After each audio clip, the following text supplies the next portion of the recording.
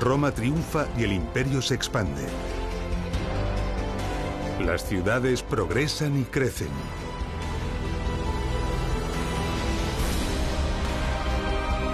La romanización se impone. Las ciudades conquistadas son transformadas y ampliadas y cientos de nuevas ciudades son construidas.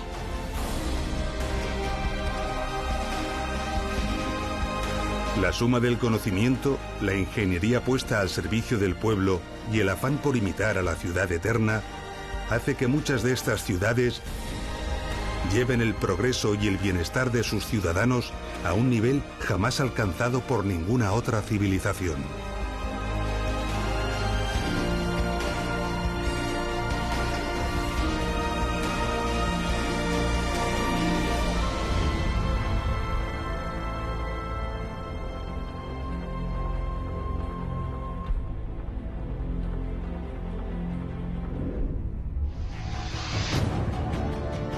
En la primera parte de Ingeniería Romana, Ciudades, vimos los condicionantes que determinaban dónde y cómo los romanos fundaban sus ciudades. Describimos cuál era el modelo ideal de ciudad romana y cómo algunas ciudades se adaptaban a este modelo y otras se apartaban enormemente de él. También conocimos cuáles eran sus principales construcciones y edificaciones. En este nuevo episodio, vamos a tratar importantes facetas de la ingeniería romana que fueron aplicadas a las ciudades y que nos quedaron por ver. Y lo haremos nuevamente interpretando los restos que de algunas ciudades han logrado perdurar hasta nuestros días. Vamos a comenzar nuestro viaje por uno de los lugares más alejados, modestos y desconocidos del imperio: los Bañales. Un lugar situado muy cerca de la localidad de Sádaba, al norte de la península ibérica.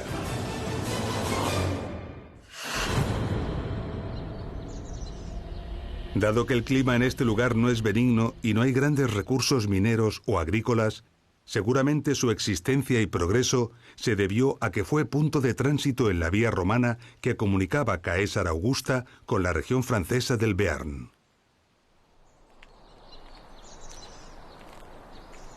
Aquí, a unos 100 kilómetros al noroeste de la gran ciudad romana de Caesar Augusta, existía una pequeña y discreta ciudad romana cuyo nombre no ha trascendido. Desconocemos prácticamente todo de ella. En una colina cercana hay vestigios de un poblado indígena prerromano, pero en este caso, los romanos, cuando ocuparon este lugar, ignoraron esta ubicación y se establecieron junto a ella.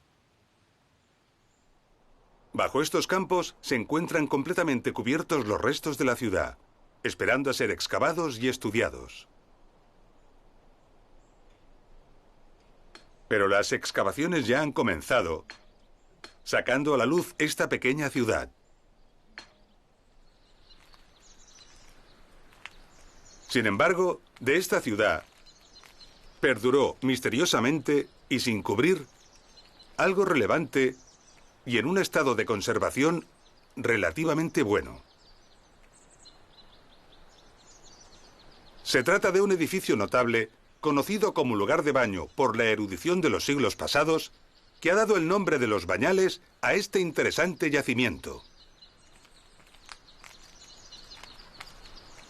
Los romanos adoraban el bienestar y la higiene, y todas las ciudades, incluso las más pequeñas, tenían baños públicos. Baños dotados de agua caliente.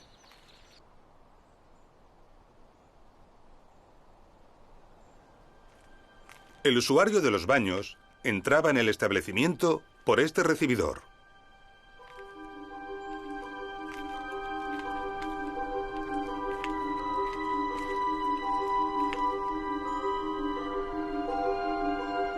Y en este lugar encontraba la taquilla o lugar de cobro de la tarifa del baño.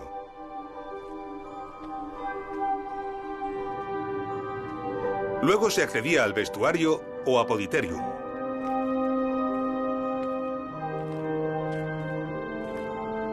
En estas hornacinas se dejaban los efectos personales.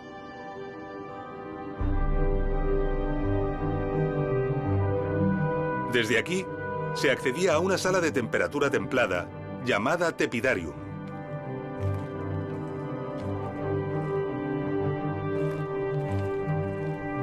Aquí en el Tepidarium podían hacerse algunos ejercicios, darse masajes o ungüentos varios.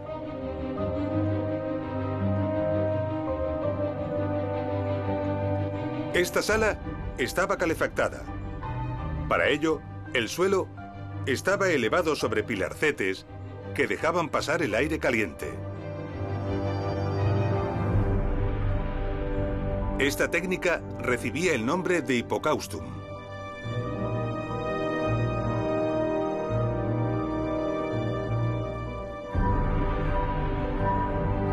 También contaban con las paredes recubiertas de piezas de cerámica llamadas tegula mamata, que formaban una cámara por donde pasaba el aire caliente.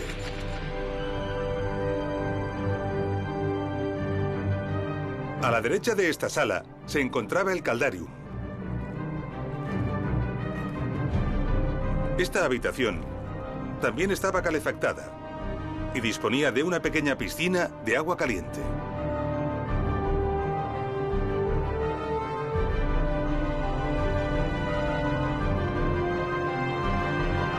Junto a esta estancia había una habitación que servía como sauna llamada sudatio.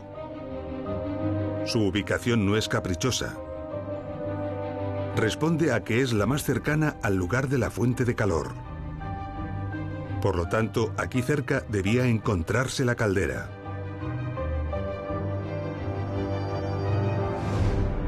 La caldera solía estar formada por 3 cuerpos cilíndricos por los que circulaba el agua. El agua fría entraba por la parte alta al depósito superior. Desde allí pasaba al siguiente, al que le llegaba bastante calor y mantenía el agua templada.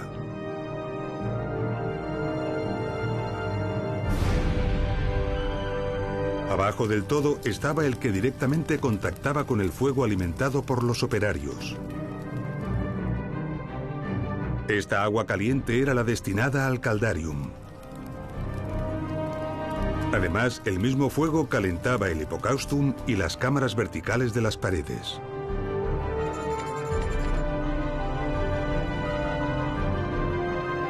El calor atravesaba los espacios bajo el suelo y las paredes, dando calor a las estancias.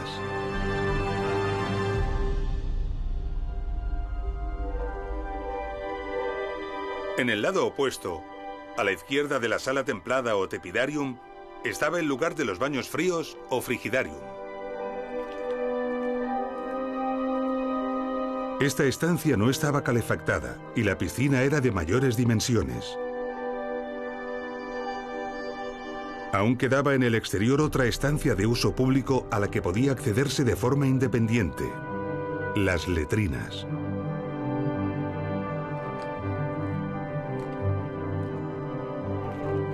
Las letrinas son los retretes romanos. Nos sorprenden lo arcaico de su diseño y la falta de intimidad en comparación con nuestros retretes modernos. Sin embargo, representaron uno de los avances sanitarios más notables del mundo clásico. Los excrementos humanos son fuente de enfermedades y epidemias, algo bien sabido por los romanos. Así que era fundamental desalojar las excreciones fuera de la ciudad rápida y eficazmente. Bajo estas letrinas circulaba un gran caudal de agua que arrastraba los excrementos.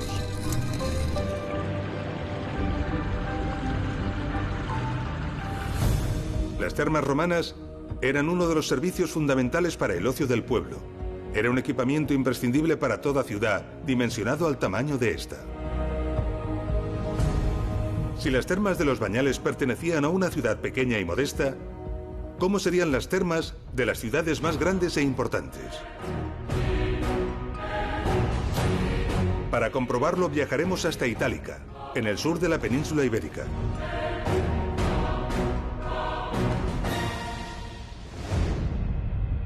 Año 206 a.C. Publio Cornelio Escipión sigue acosando al ejército cartaginés en Hispania. Para ello, se lanza a conquistar sus últimos reductos en el valle del Betis. La gran batalla final va a tener lugar: la batalla de Ilipa. El comandante cartaginés Asdrúbal Giscón dirige un ejército superior en número al ejército romano.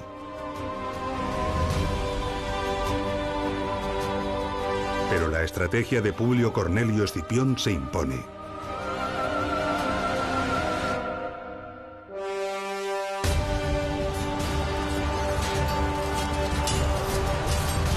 El ejército romano vence contundentemente. Los cartagineses se retiran de Hispania y Escipión regresa a Roma como un héroe. Antes de partir, Escipión ordena la construcción de una ciudad para sus soldados heridos y para los veteranos de guerra.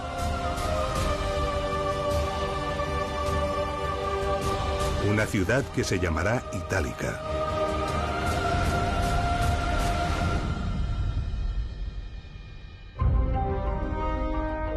Itálica se encuentra en el municipio de Santiponce, cerca de la bella e importante ciudad española de Sevilla.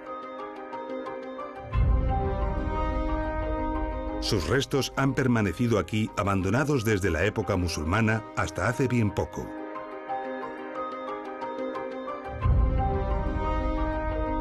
En todo este tiempo han sido objeto de visita, admiración y sobre todo expolio.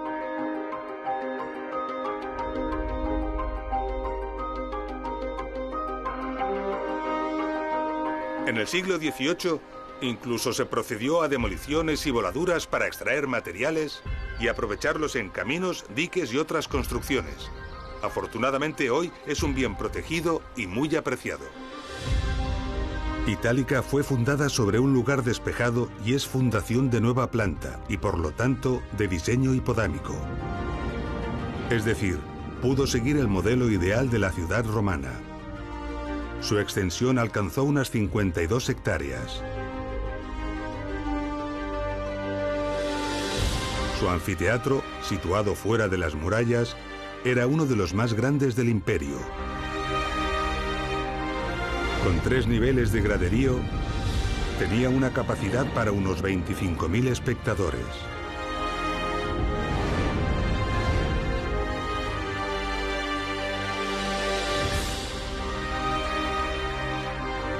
El teatro, más modesto, permitía un aforo de unos 3.000 espectadores.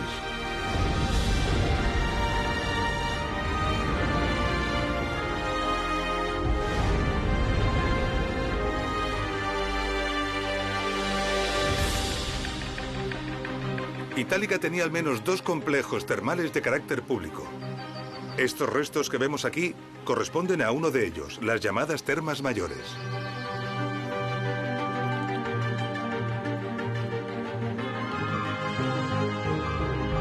A las termas se llegaba por esta calle, el Decumanus, una de las calles principales de la ciudad. Se entraba al edificio por unas escalinatas que daban acceso al vestíbulo principal.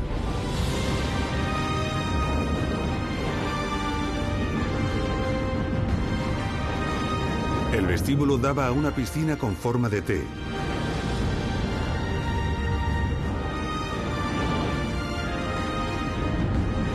Y también a las demás habitaciones de baño. Entre ellas el Caldarium, Tepidarium y Frigidarium. El edificio albergaba además habitaciones de servicios, sala de masajes, sauna, vestuarios e incluso una biblioteca.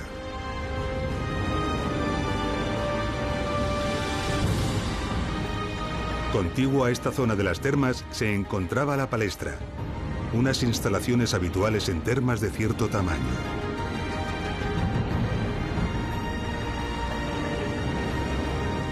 De planta rectangular, consistía en un patio porticado.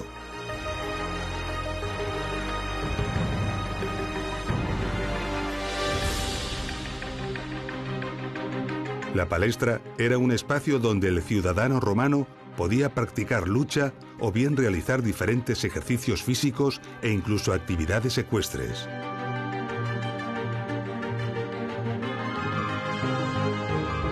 Las estancias adyacentes al porticado daban logística a estas actividades, albergando vestuarios, almacenes o salas de masaje. La palestra de Itálica ocupaba otras 2 manzanas completas, sumando otros 16.000 metros cuadrados. La superficie total, pues, de las termas mayores de Itálica era de 4 manzanas de la ciudad, unos 32.000 metros cuadrados.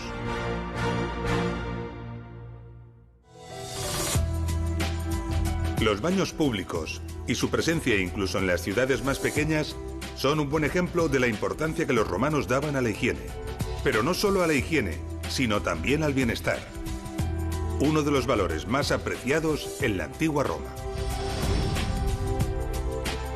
Esta búsqueda del bienestar romano se manifiesta con toda su fuerza en el diseño de las zonas residenciales de las ciudades y en las propias casas de sus ciudadanos. Viajemos ahora al yacimiento arqueológico de Ampurias, en el noreste de la península ibérica.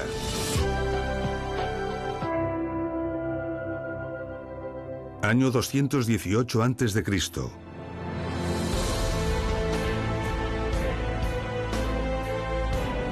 En su estrategia de lucha contra Cartago, Roma decide desembarcar en Hispania.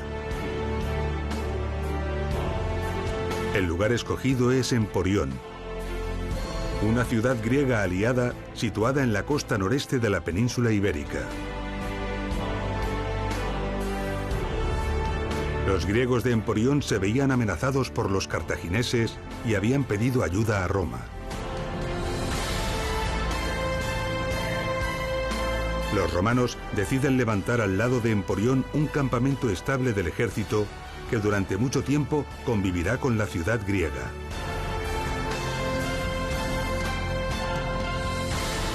Con el transcurso de los años, ese campamento se convirtió en una nueva ciudad. Una ciudad que se llamó Emporiae.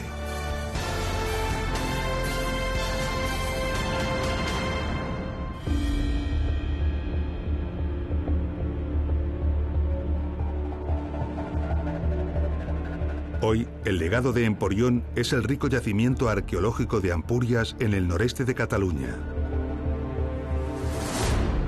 Venir a Ampurias es apasionante, ya que podemos visitar las dos ciudades, la griega y la romana.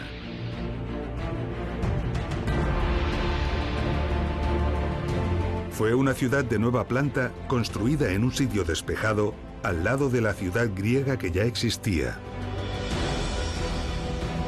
Pudo así planificarse una estructura ideal de ciudad romana, es decir, de planta hipodámica.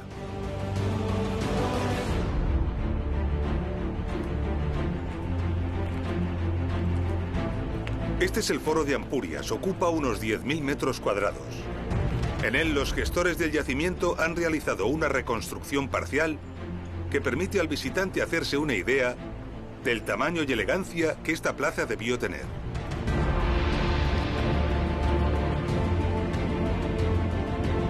A pesar de ser una ciudad pequeña, esta plaza sobrecoge. Un buen indicativo de la importancia que los romanos daban a las zonas públicas de sus ciudades.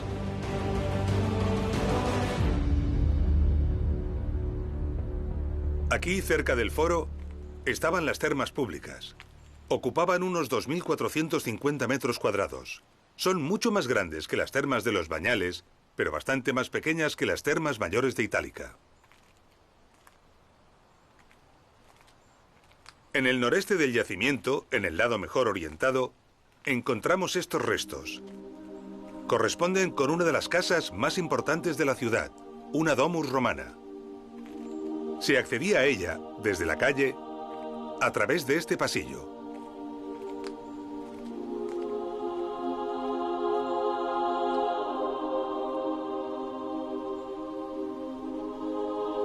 Las domus estaban articuladas en torno a un patio central como este, llamado atrio. Alrededor del atrio había diversas estancias. Muchas de estas estancias se pavimentaban con bellos y trabajados mosaicos. Los mosaicos se realizaban con pequeñas piezas de piedra de colores llamadas teselas. Combinándolas, se obtenían bellos dibujos y diseños. En esta domus tenemos magníficos ejemplos de mosaicos.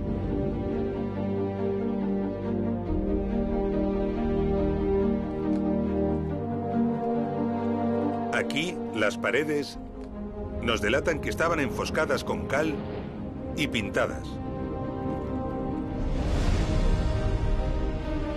Las pinturas decoraban las paredes representando motivos naturales, escenas de caza y otros elementos representativos de la vida, costumbres y creencias romanas.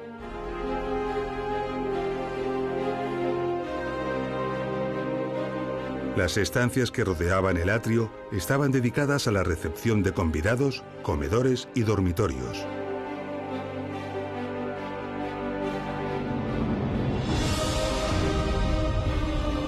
Esta casa disponía de zonas y estancias anexas como cocinas, lugares de limpieza, talleres y almacenes, donde los sirvientes desarrollaban sus labores. También disponía además de un lugar rodeado de un pórtico de columnas llamado peristilo. Se trataba de un jardín particular con estanques y fuentes. Con toda probabilidad, los propietarios de esta domus debieron de mantener libre el espacio ocupado por esos árboles con el fin de disponer de vistas al mar. Unas vistas maravillosas.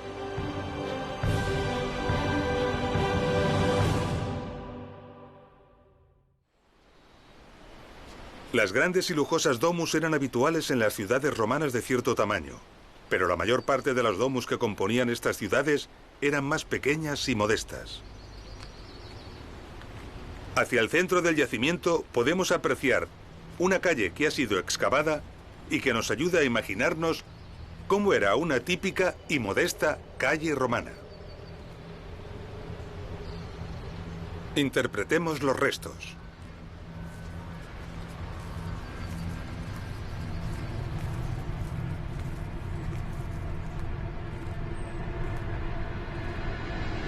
A cada lado podemos ver claramente la base de unas paredes. Corresponden a construcciones que se levantaban a lo largo de toda la calle. Llaman la atención numerosos canales de distintos tamaños que provienen de las edificaciones.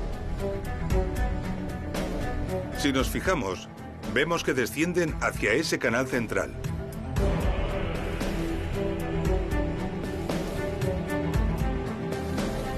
Estos canales desaguaban las aguas residuales de las edificaciones laterales. El agua se recogía en el canal central, la cloaca, que era el principal del alcantarillado de la calle. Este elemento de aquí es un sumidero destinado a recoger el agua de lluvia que caía de los tejados y de la propia calle.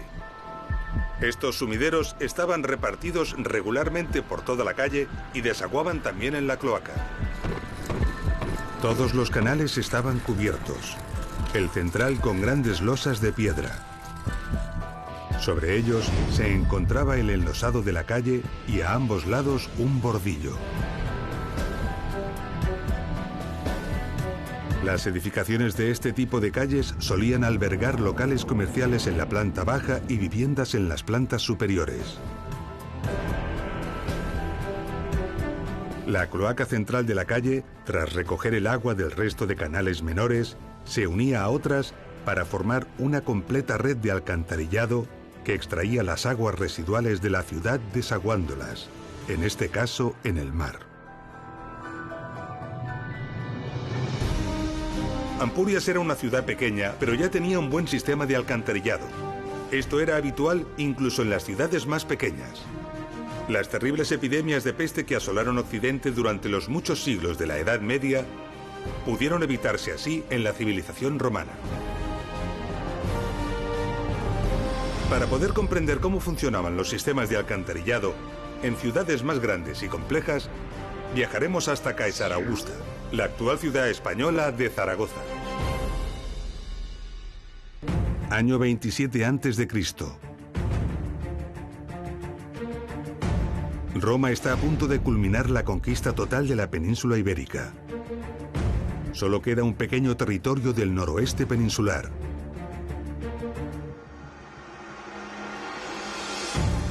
Pero el noroeste peninsular es montañoso, abrupto y hostil.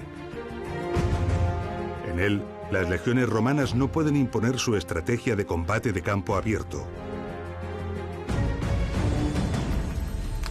Los soldados se ven obligados a penetrar en los espesos bosques.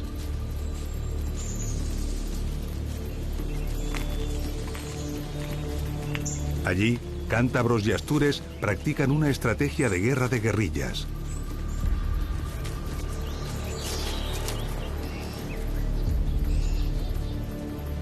Los soldados romanos sufren terribles emboscadas y continuas derrotas.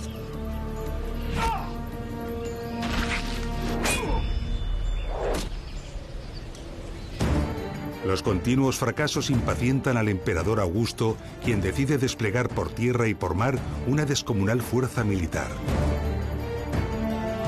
Los pueblos del norte son definitivamente aplastados. Caesar Augusto reorganiza las provincias de Hispania y manda construir una nueva e importante ciudad para sus veteranos de guerra. Una ciudad que recibirá su propio nombre: Caesar Augusta.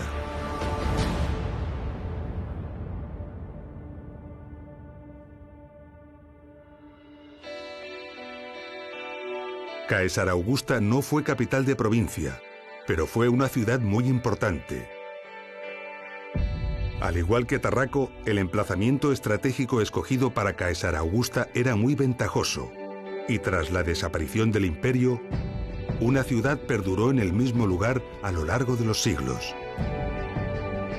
Hoy en día, esa ciudad es la actual ciudad española de Zaragoza.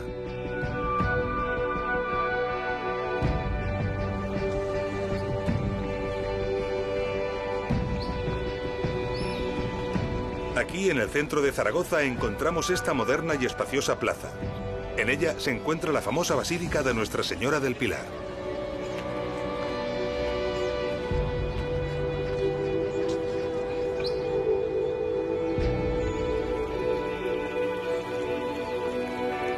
Al igual que esta enorme plaza, está en el corazón de la ciudad y es uno de los centros populares más concurridos de Zaragoza. El equivalente a este lugar en Caesar Augusta era el Foro Romano. Así que si la actual Zaragoza está sobre la antigua ciudad, en estos momentos nos encontramos sobre el Foro Romano de la antigua Caesar Augusta.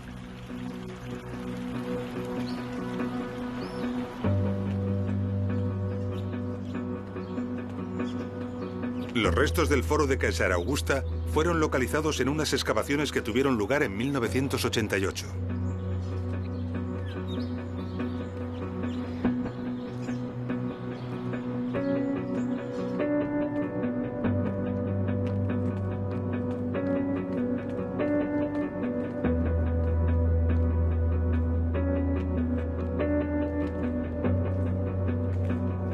Estamos bajo las calles y edificios de la actual Zaragoza, pero también por debajo del nivel del suelo del foro.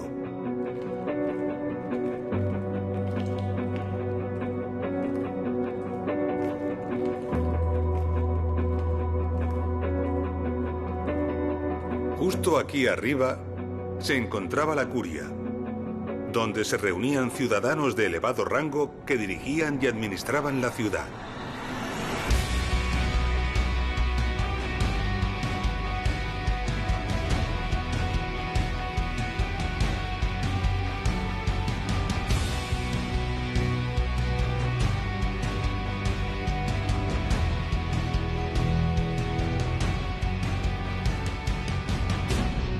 Como estamos por debajo del nivel del suelo del foro, tenemos una magnífica oportunidad para comprender las infraestructuras que bajo él se encontraban.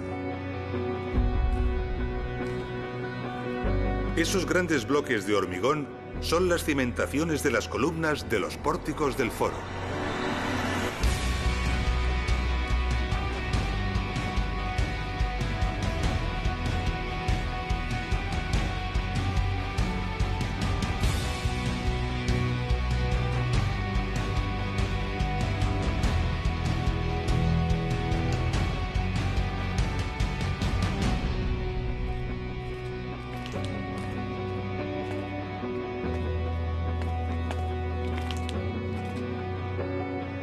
También encontramos algunas de las tuberías de plomo pertenecientes al sistema de distribución de agua para las fuentes y para algunos locales comerciales.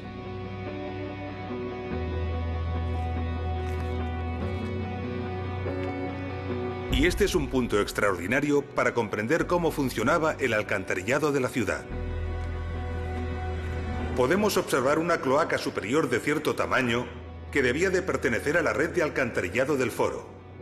Y vemos aquí abajo otra mucho mayor que pertenecería seguramente a la red de alcantarillado de la ciudad. La de arriba, de menor tamaño, aprovecha la intersección para desaguar en esta de abajo, que es mucho mayor. Y esta era la regla del sistema del alcantarillado de la ciudad. Toda el agua se conducía por gravedad, de cloaca a cloaca, acumulando los caudales en otras mayores.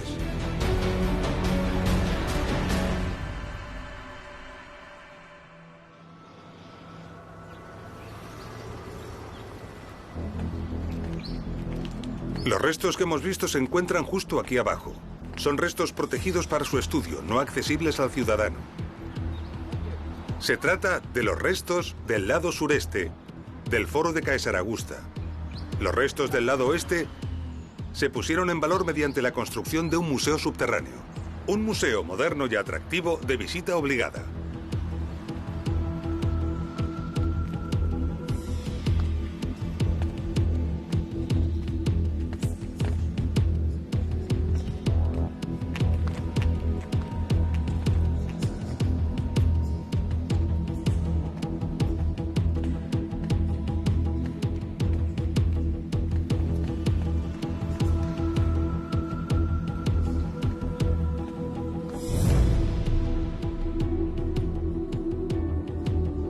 Este gran colector, conservado y visitable en el Museo del Foro de Caesar Augusta, recogía las aguas de toda la zona del foro y de las termas cercanas.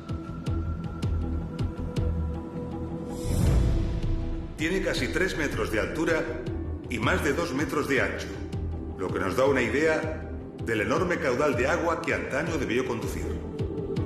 Está construido todo él de hormigón romano y en algunas paredes se conserva todavía perfectamente la huella del encofrado que sirvió para construirlo. Nuestra imagen de Caesar Augusta es ahora más completa. Y podemos valorar mucho mejor los esfuerzos constructivos y de ingeniería que esconden las ciudades romanas.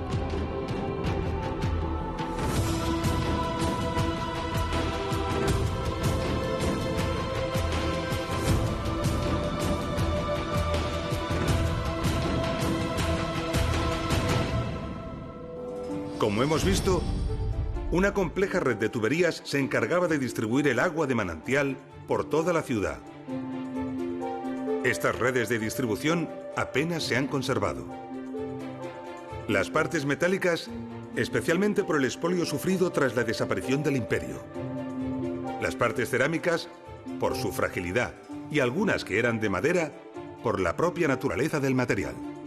Afortunadamente, aunque muy dispersos, han perdurado piezas y restos suficientes para hacernos una idea muy aproximada de cómo debieron ser las redes de distribución. En el Museo de Conímbriga, en Portugal, hay una interesante variedad de tuberías, empalmes y codos, tanto de cerámica como de plomo. Las tuberías cerámicas eran muy frecuentes. Conservada en el Museo de Arles, hay una ánfora de cerámica que claramente fue empleada para hacer un codo de 90 grados. Y se han encontrado también contrarrestos para evitar que la presión del agua desenchufara los codos. En el Museo Británico, en Londres, tenemos un espectacular ejemplo de tuberías de arcilla empalmadas con plomo.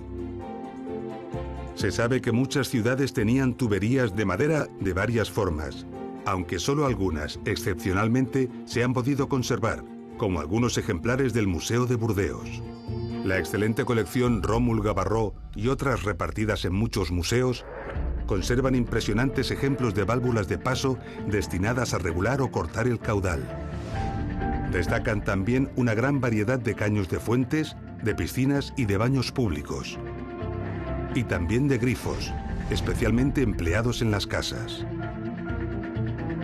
La belleza y refinamiento que muestran estas piezas maravillan a entendidos y profanos. Ahora podemos entender aún mejor el bienestar y lujo de las casas romanas, imaginando cómo estos elegantes caños adornaban las piscinas y las fuentes, o cómo los grifos permitían disponer de agua a voluntad, tal y como ocurre hoy en día en las casas modernas. Extraordinario ejemplo de esta afirmación es el calderín calentador que se expone en el Museo de Arles Antiguo. La demostración de que ciertas casas romanas disponían incluso de suministro de agua caliente. Pero la distribución del agua y los sistemas de alcantarillado no son las únicas infraestructuras de ingeniería que se esconden bajo una ciudad romana. Acondicionar el terreno para poder construir sobre él podía requerir mucho ingenio y esfuerzo.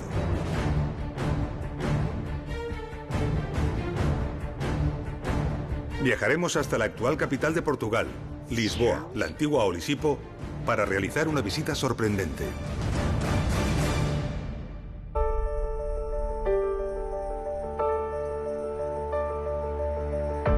Lisboa es una ciudad bella y moderna situada en un emplazamiento muy privilegiado. Un lugar donde la desembocadura del río Tajo forma un espectacular estuario que ofrece un magnífico puerto natural. Los pueblos celtas fundaron aquí una ciudad que más tarde atrajo a los fenicios, los grandes mercaderes de la antigüedad. La ciudad se alió con Roma cuando el imperio comenzó a conquistar el oeste de la península ibérica, por lo que sus habitantes recibieron la ciudadanía romana y Olisipo obtuvo una gran autonomía como municipio romano. Tras los romanos, Lisboa tuvo una historia muy intensa. Árabes y vikingos, musulmanes y cristianos conquistaron, saquearon, construyeron o reconstruyeron la ciudad, borrando la huella de la Olisipo romana y dejando escasos restos de lo que debió de ser aquella gran ciudad.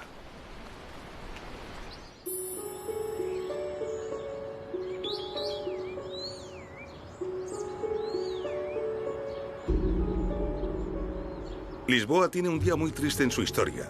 El 1 de noviembre de 1755, día de Todos los Santos, por la mañana a la hora de misa, un terrible terremoto sacudió toda la ciudad y prácticamente todos los edificios de Lisboa se vinieron abajo.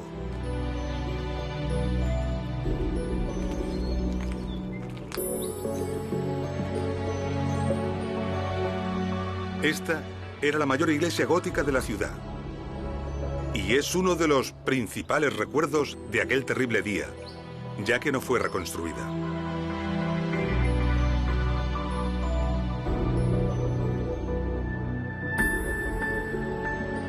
Hoy en día, estas ruinas permanecen aquí para su visita en el Museo Arqueológico do Carmo como testimonio de aquel terrible día.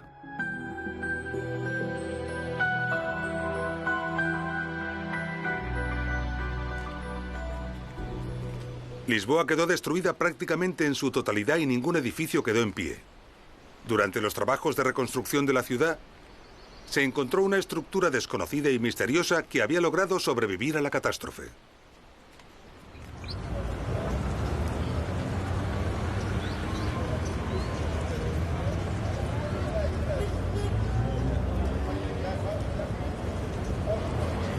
Esa estructura todavía existe y se encuentra aquí, debajo de las actuales calles y edificios de la actual Lisboa.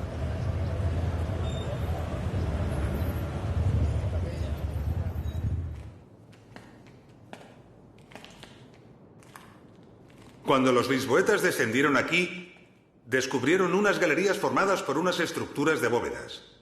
Sorprendentemente, estas galerías habían resistido el terremoto. Ellos no sabían cuándo ni por qué habían sido construidas, pero se dieron cuenta de que sin que nadie lo supiera, habían estado sosteniendo gran parte de las construcciones de la ciudad. Ahora sabemos que estas galerías tienen 2000 años. Fueron diseñadas por los ingenieros romanos cuando construyeron Olisipo. Estamos muy cerca del río Tajo. Y aquí, el nivel freático, el nivel del agua, cambia constantemente. De hecho, normalmente, estas galerías están inundadas.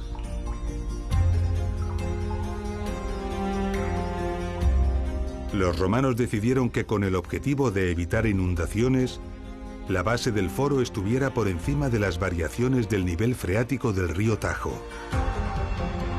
Para lograrlo, era necesario construir una estructura que permitiera levantar el nivel del foro. La solución que adoptaron fue el diseño y construcción de un gran recinto de bóvedas. Pero esta obra no era fácil de diseñar ni ejecutar. Debido a la saturación del suelo, el terreno es muy blando e inconsistente en este lugar. Los ingenieros romanos sabían que las cimentaciones de las construcciones, sometidas a un peso enorme, se hundirían. Para resolverlo, esperaron al momento en que el nivel freático fuera mínimo. Hicieron una gran excavación y construyeron una enorme losa de hormigón. Sobre la losa, pudieron entonces levantar la gran estructura abovedada. Y sobre ella, las edificaciones. De esta forma, el conjunto flota sobre los blandos terrenos como un barco sobre el agua.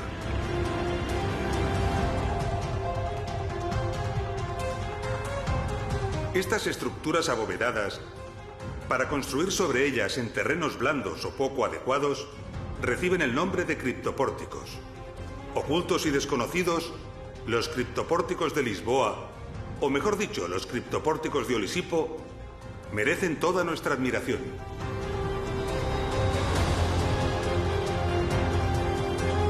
Para nuestro asombro y fascinación, no solo resistieron el terrible terremoto de 1755, sino también el gran terremoto de 1531. Dos de los terremotos más violentos conocidos por el ser humano. Tras 2000 años de historia, hoy en día estas estructuras todavía cumplen perfectamente su misión, soportando parte de la Lisboa actual.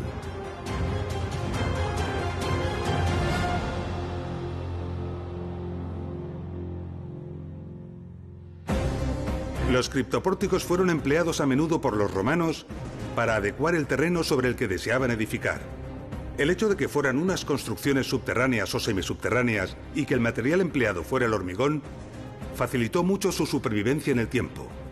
Pero también facilitó mucho su supervivencia la eficacia y la utilidad que siguieron ofreciendo, ya que supusieron unas cimentaciones extraordinarias sobre las que construir. Por ello, no es difícil encontrar ciudades medievales y modernas sostenidas por criptopórticos romanos. Encontramos un excelente ejemplo en Coimbra, a tan solo 200 kilómetros de Lisboa. Coimbra es una universitaria y acogedora ciudad situada a orillas del río Mondego. Actualmente, sus monumentos y su relevante legado histórico son un importante atractivo turístico.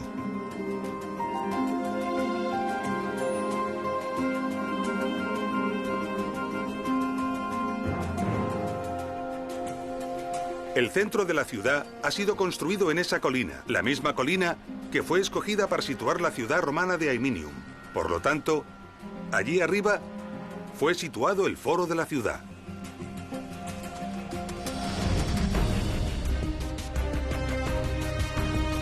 Para poder resolver la pendiente de la colina y poder construir un foro amplio y plano, los técnicos romanos planificaron un gran criptopórtico destinado a sujetar la enorme construcción.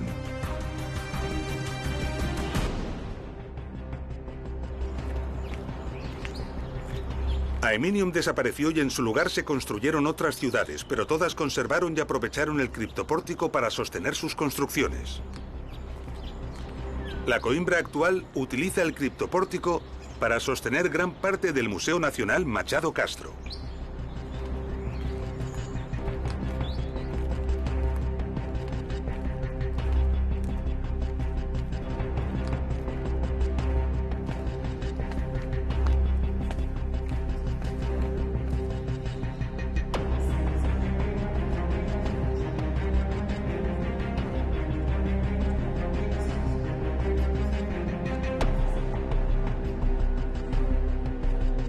Estos criptopórticos son de los mejor conservados del imperio. Gracias a que han sido integrados en el museo, actualmente constituyen un gran reclamo turístico.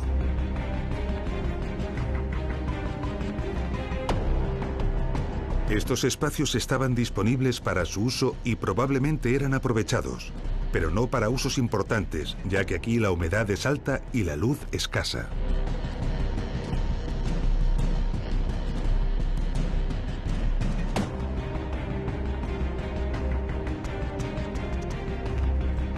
Estos criptopórticos están basados en bóvedas construidas en hormigón romano. La resistencia y capacidad portante de estas estructuras es enorme, ya que antaño tenían que soportar todo el peso del foro de aluminium, y hoy en día soportan buena parte del museo.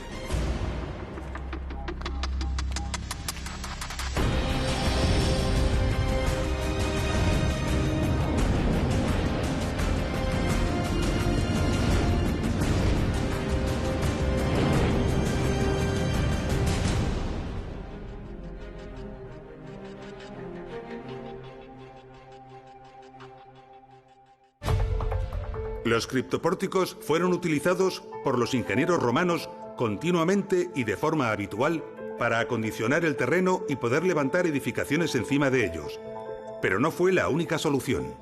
Para nuestra sorpresa, unas excavaciones en Caesar Augusta han puesto al descubierto un manto de ánforas en el subsuelo colocadas ordenadamente y boca abajo.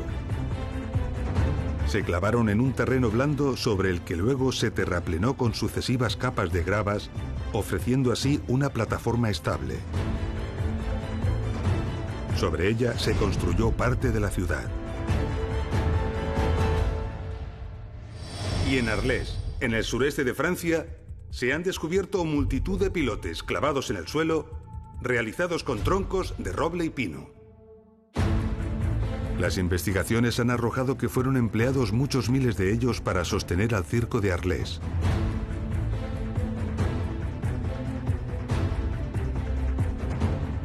Después de clavarse en el terreno, se vaciaba parte de él rellenando el espacio vacío con opus caementicium. De esta manera, hormigón y pilotes quedaban unidos en una misma estructura de cimentación. La construcción medía 450 metros de largo y 101 de ancho y podía alojar a unos 20.000 espectadores. La cimentación de pilotes impedía que el edificio se hundiera en los terrenos pantanosos.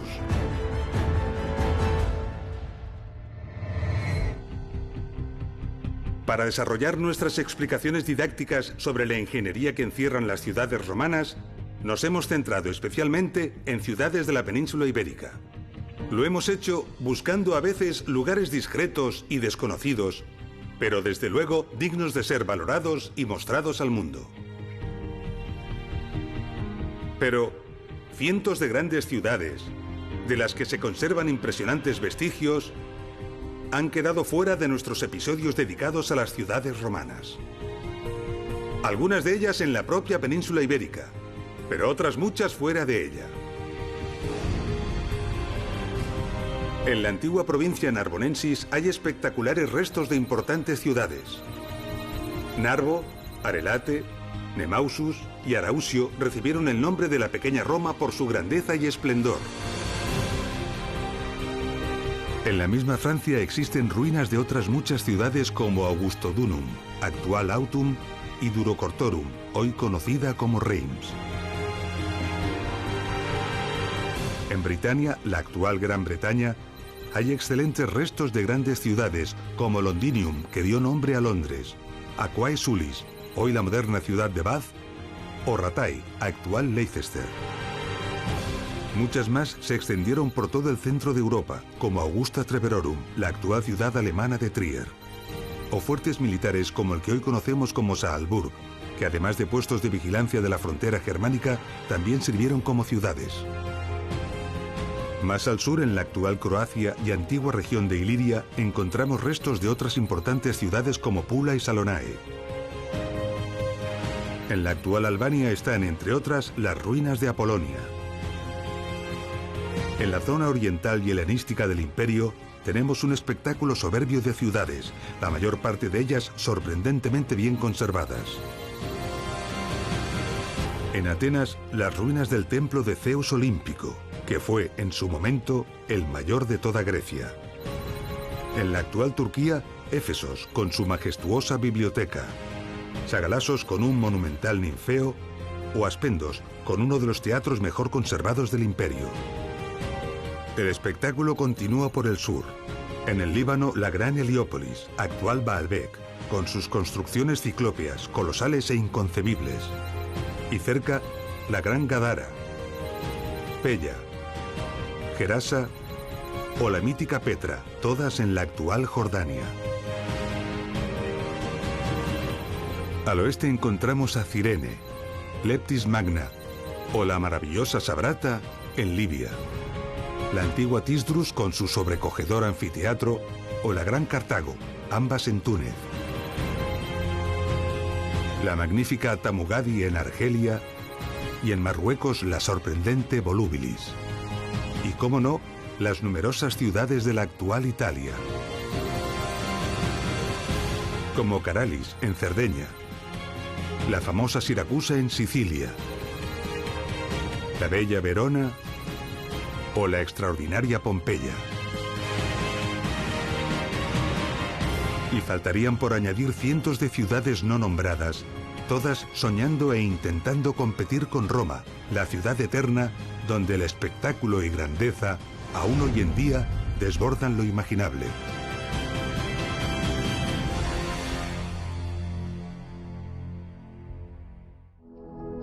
Las cifras y dimensiones de Roma son sobrecogedoras. Precisaríamos de muchas horas de documental para conocer en detalle la ciudad eterna. Sus estructuras y construcciones más espectaculares las trataremos en algunos de los episodios que nos quedan por ver. Estamos al final del episodio. En él hemos puesto de manifiesto la pasión de los romanos por la higiene y el bienestar. Lo hemos visto conociendo las termas romanas y la ingeniería que se esconde en ellas. Y cómo incluso las ciudades más pequeñas disponían de este tipo de servicios.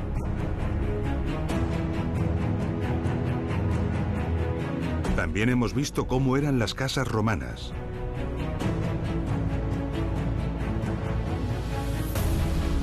Las más lujosas y espléndidas y las más humildes. Y cómo muchas de ellas disponían de agua potable y sistema de evacuación y alcantarillado. Hemos comprendido que grandes cantidades de agua de manantial llegaban a las ciudades romanas.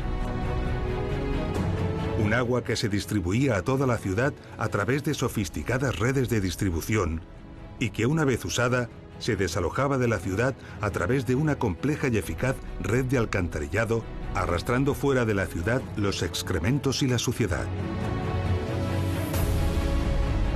Hemos entendido así la imponente ingeniería que se oculta bajo las ciudades romanas y, al tiempo, el ingenio y los esfuerzos que fueron necesarios para adecuar los terrenos sobre los que fueron construidas.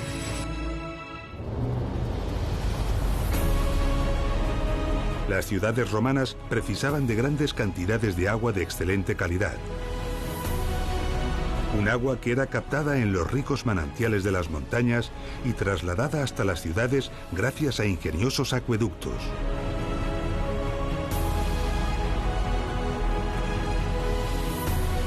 Obras complejas y admirables, a menudo muy desconocidas, que trataremos en el próximo episodio. Nos vemos en Ingeniería Romana Acueductos.